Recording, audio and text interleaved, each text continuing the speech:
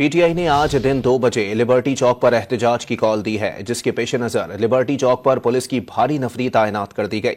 मजीद तफसीलात जानते हैं नुमाइंदा डॉन न्यूज अदनान शेख से। जी अदनान, मजीद बताइएगा इस वक्त क्या सूरत हाल है और कितनी बड़ी तादाद में अहलकार तैनात किए गए हैं?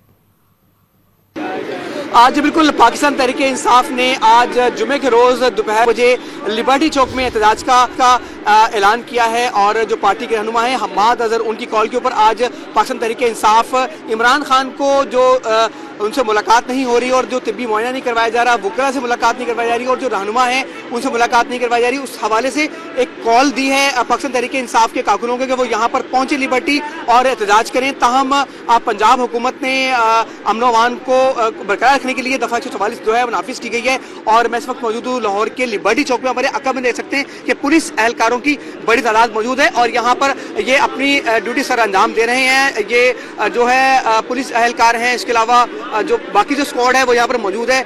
और इस बार जो पंजाब पुलिस है उन्होंने फैसला कर रखा है कि जो भी पंजाब का अमन और खुसूसन लाहौर का जो अमन व अमान है वो अगर खराब करेगा तो उनको नहीं देंगे। और पाकिस्तान तहरीक इंसाफ ने कॉल दी है, ताहम जो पंजाब पुलिस है वो भी तैयार है और अमन व अमान की सूरत भी जो है वो खराब नहीं होने देगी। जी।